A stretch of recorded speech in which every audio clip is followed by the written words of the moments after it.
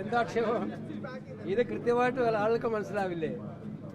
ഈ അന്വേഷണം ശബരിമല സ്വർണ്ണപ്പാളി കൊള്ളയുമായി ബന്ധപ്പെട്ടുള്ള ഈ അന്വേഷണം ഹൈക്കോടതി നിരീക്ഷണത്തിൽ മുന്നോട്ട് പോകുന്നതിൻ്റെ വേവലാതിയും വെപ്രാളവും അത് പല മഹാന്മാരിലേക്കും വീണ്ടും എത്തും എന്നുള്ളതിൻ്റെ വെപ്രാളവും കൊണ്ട് അന്തം വിട്ട പ്രതി എന്തും ചെയ്യുന്നു പറഞ്ഞതുപോലെ അങ്ങനെയുള്ള ചെയ്യുന്ന ഇത്തരം പരാമർശങ്ങൾക്ക് ഞാൻ എന്ത് മറുപടി പറയാനാണ്? ഞാൻ ഒറ്റ കാര്യം ചോദിച്ചോട്ടെ. സോണിയാഗാന്ധിയെ കണ്ടു എന്ന് പറയുന്നു. സോണിയാഗാന്ധി പിണറായി വിജയനെ വിളിച്ച് പറഞ്ഞിട്ടാണോ കോച്ചിക്ക് കടത്താൻ അവസരം ഉണ്ടാക്കി കൊടുത്തത്?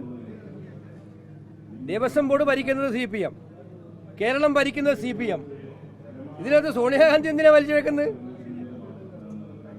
അന്വേഷണം നടത്തി ഇതിലത്തെ യഥാർത്ഥ പ്രതികളെ കൊണ്ടുവരാൻ ഹൈക്കോടതി ശ്രമിക്കുമ്പോൾ ആ ഹൈക്കോടതി പോലും അസഹിഷ്ണുത കാണിക്കുകയാണ് ഗവൺമെന്റ്.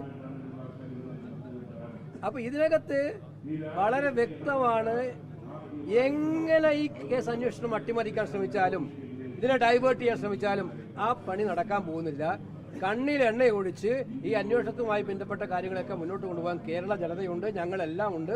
അതുകൊണ്ട് അയ്യപ്പന്റെ സ്വർണം കട്ടവരാരായാലും അവരെ പൂർണ്ണമായിട്ടും വെളിച്ചത്ത് കൊണ്ടുവരുന്നവരെ ഞങ്ങൾ മുന്നോട്ട് പോകും. പിന്നല്ലാതെ ഞാൻ ചോദിച്ച ചോദ്യത്തിന് പ്രസക്തമായ ചോദ്യം, കേരളം ഭരിക്കുന്ന ആരാ? ദേവസ്വം ബോർഡ് ഭരിച്ചത് ആരാണ്?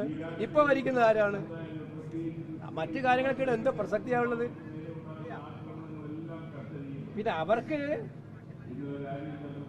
മോഡിയുടെ മുന്നിൽ ഒന്ന് സന്തോഷം, എപ്പോഴും മോഡിയെ സുഖിപ്പിക്കുന്ന ആളാണ് മുഖ്യമന്ത്രിയുടെ. അപ്പൊ മോഡിക്ക് ഏറ്റവും സുഖിക്കുന്നതാണ് സോണിയാഗാന്ധി 2-3